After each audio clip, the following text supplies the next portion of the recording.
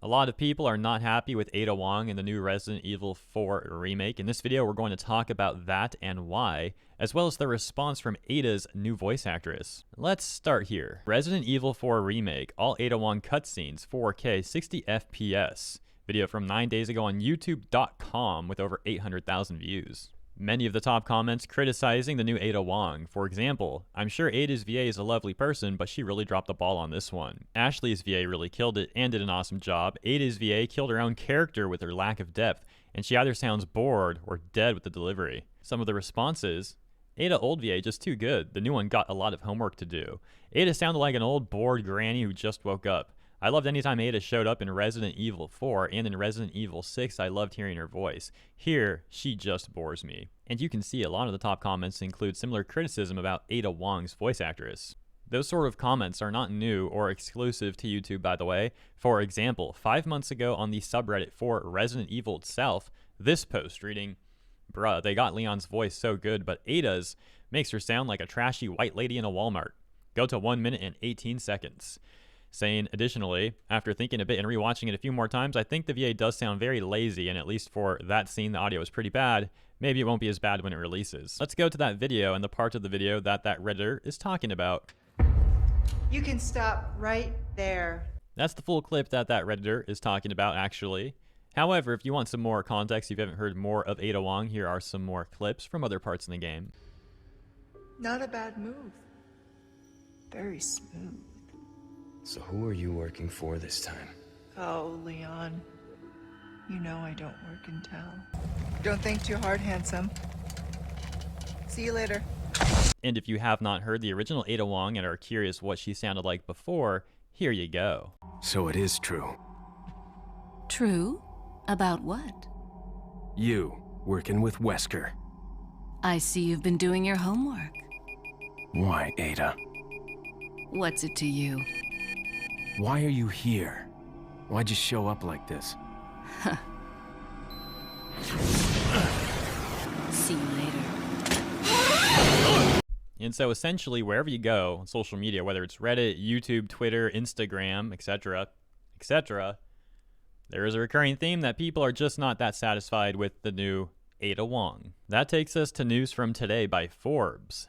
The headline: Resident Evil 4 remake, Ada Wong actress Lily Gao harassed off the internet by fans. Paul Tassi, senior contributor for Forbes, writing, "Another day, another toxic example of fandom directing hate somewhere they shouldn't. Shockingly, it's at a woman, chasing her off the internet entirely, it seems.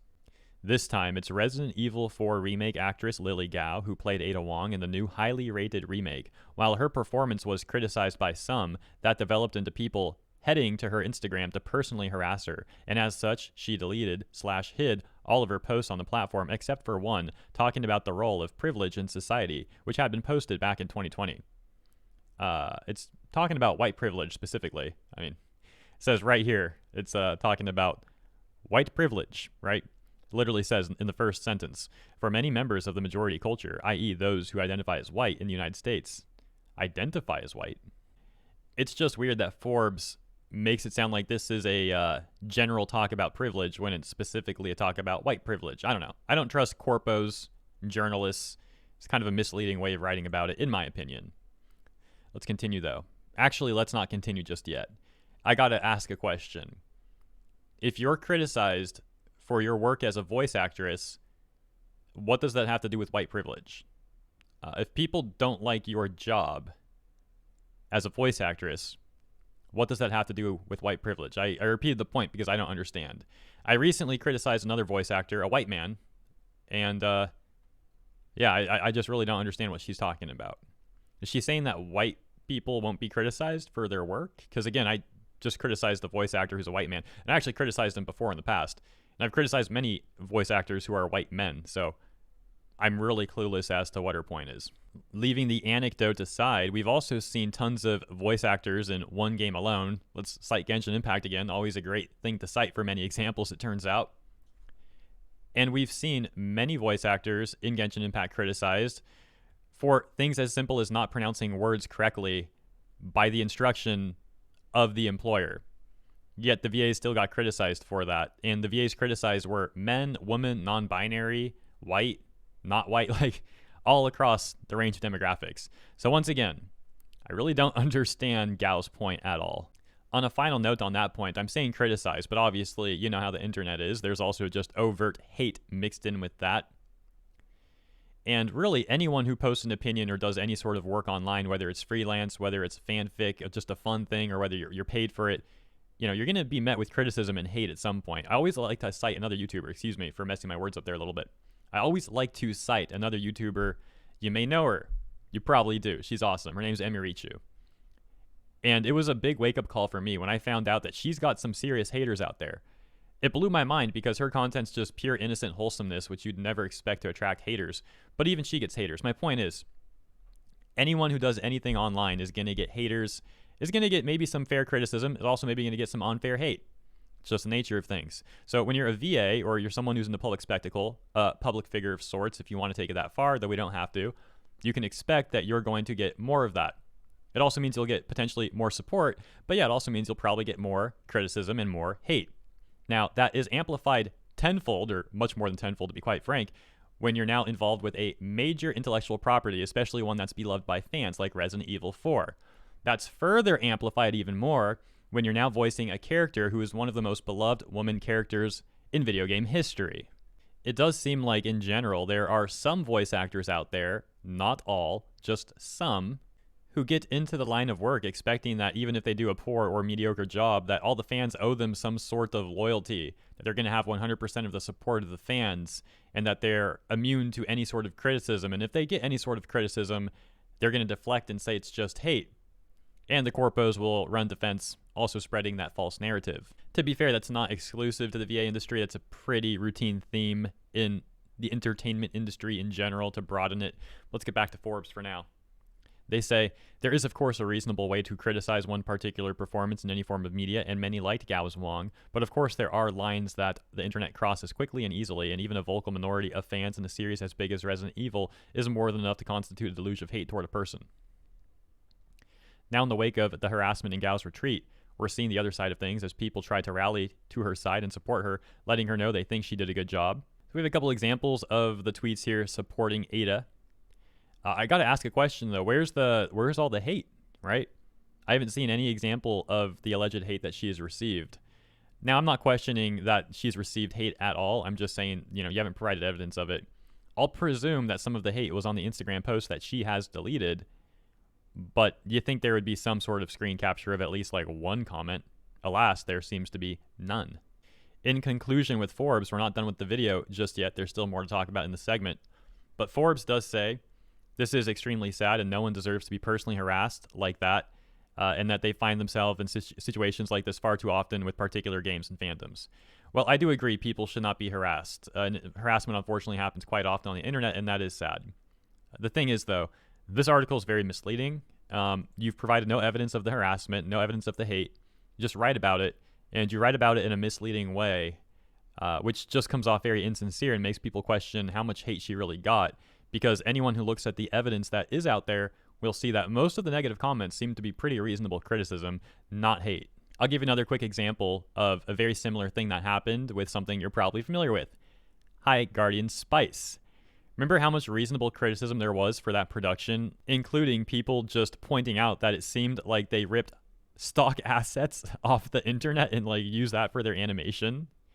Very reasonable criticism to point stuff like that out. However, the staunch defenders of Crunchyroll and these other corpos and journalists tried to say that all of the criticism was just harassment and hate, and they even tried to say that it was like some anti-LGBT harassment.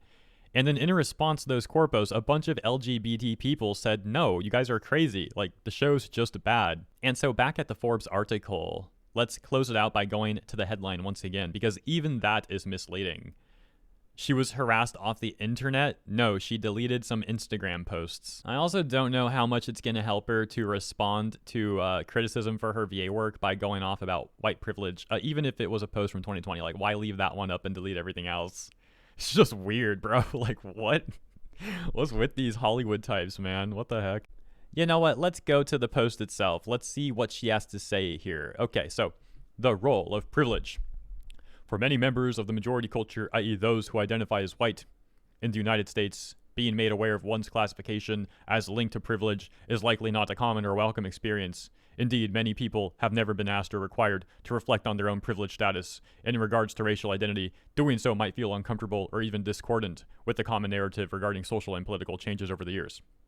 Okay, for one, is she behind the times by like 10 years? What does she mean no one's been asked to think about privilege? In 2023, I think everyone watching this video has probably just today been asked to reflect on their privilege at least 1,000 times. Also, what does she mean if you identify as white? Is she saying I don't need to identify as white? You know, most of the people who train at my Muay Thai Academy are not white. Literally was there Friday night. There was only one other white dude besides me. Everyone else was black, Latino, and there was like a Middle Eastern girl. So I guess next time I go to that gym, I'm going to tell them, hey guys, don't count me as one of the white people here either. I'm not the white man here. I actually no longer identify as white. So yeah, like what?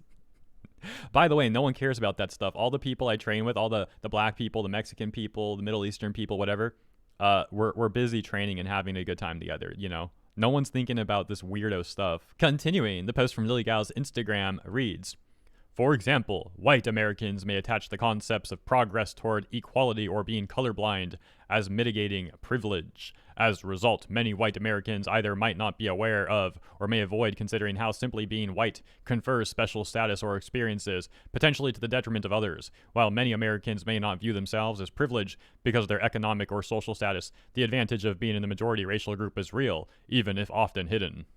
Okay, Lily Gao. Just again, I gotta ask, what does that have to do with people not liking your voice acting work? People are like, hey, yo, I don't really like the new Ada as much as the old Ada. That's kind of too bad. What happened? And then she's like, blah, blah, blah, blah, blah, white Americans, blah, blah, blah, blah, privilege, blah, blah, blah, blah, blah, detriment of others, blah, blah, blah, blah, social status, blah, blah, blah, majority racial group, blah, blah, blah. Like, oh my gosh, man. Some people can't have a normal conversation, can they? Some people are incapable of self-reflection too, aren't they? But hey, again, to be fair to her, that post is from 2020. It's not like she made it in a response to this stuff. But it's still funny and odd to just like delete everything else and leave that one up. Like, oh man. In this tweet with over 1.8 million views talking about Lily Gao and the Instagram thing, there is a particular response that I would like to show you. This one right here from Sherry, blaming this YouTuber, the Sphere Hunter, for the harassment Lily Gao is getting. A response from this other person saying that it's not her fault. Susie, I guess the Sphere Hunter is Susie, mentioned she didn't like the voice, but did not say to harass the VA in her video. It's not her fault other peeps suck, you know? Okay, well, I'm not familiar with the Sphere Hunter, but I checked out her video on Resident Evil 4 Remake, and I don't have 26 minutes to watch the whole thing right now, but I skipped through the like thumbnail previews and I found some Ada Wong stuff here. And from what I can see, this is just totally reasonable stuff. First of all, making this disclaimer, and also like the Sphere Hunter's just saying that the voice actor sounds kind of like boring, which you're totally allowed to say. Holy smokes, if people are trying to run defense for VAs that much, you can't even say that the work is boring. That's hate and harassment. Seriously, this stuff comes off so extraordinarily entitled to me. Like, your average retail employee has to deal with more hate and harassment probably within hours of their shift starting than what's going on here. And by the way, one of those things is happening in real life, and one of them are just like comments that you can read and like turn your screen off, like literally walk away from. The other one, you're stuck working at the job, and you know, if you leave, you get fired. In closing out the Sphere Hunter, yeah, I don't think the Sphere Hunter should be getting any blame for this either. Admittedly, again, I didn't watch the whole video. For all I know, maybe there's a segment in it where she says like, go to the Instagram of the Ada Wong VA and go send your worst hate comments and harass her, make fun of her being a woman or something. Like, yeah, no, I doubt that's the case. This video is probably absolutely fine. Let's end this segment with this article from Sportskeeda, because they're talking about the situation here with Lily Gao, and they actually show evidence of the hate comments here. We've got a tweet that showcases a whole four hate comments, with 8 likes, 4 likes, 9 likes, and a whole 48 likes at most. So let's read these hate comments that these journalists have really been hyping up and stuff. So I'm expecting some like really awful stuff here. You ruined the remake. I feel like I just wasted my money by buying the deluxe edition to get this VA to dub Ada. Great, now when Separate Ways comes out, I have to put on mute. Worst voice acting I have heard in years. Why Capcom hired you instead of the past actress is beyond me. Your voice acting was horrible in the Resident Evil 4 remake. It sounded super stiff, and there was nothing seductive about it. It didn't fit at all. I hope they don't hire you as Ada's voice actor in another game. You're a professional voice actor, and this is the performance you give. Sounded like you were hungover after taking a red-eye flight when reading the lines. Okay, that one's actually pretty funny, not gonna lie. Yeah, I'm just gonna repeat what I said earlier. Your average retail employee will probably have worse hate that they have to deal with within hours of starting their shift. Sportskeeda goes on to show this tweet from this person that claims she was sent like racist messages too. And, you know, the internet can be a nasty place. I'm not like, I don't think that's entirely a lie. Like, I could believe that she got some, unfortunately. It's not like out of the realm of possibility, but there's no evidence of it. And the only evidence people showed was like mild comments that had like no likes, and one of them was actually just funny. And so as we conclude this segment, there is more to talk about on this topic, but it's pretty much just more of what we talked about already. You know, a lot of people talking about this alleged hate and alleged racism that she's been getting, and showing no evidence of it at all. Now, again, I wouldn't be surprised if there were some people that took it that far. You know, shouldn't do that. But it really seems like if there were any sort of racist comments, yeah, that's obviously bad. The caveat is people, including journalists and other influential people in positions of power, are trying to misrepresent this situation, make it seem like the great majority of negative comments are like very explicit hate and or racist comments, when they're providing no evidence of such, and or the evidence that they do provide doesn't show such at all. You can see that most of the negative comments are simply saying they just don't like the VA work, right?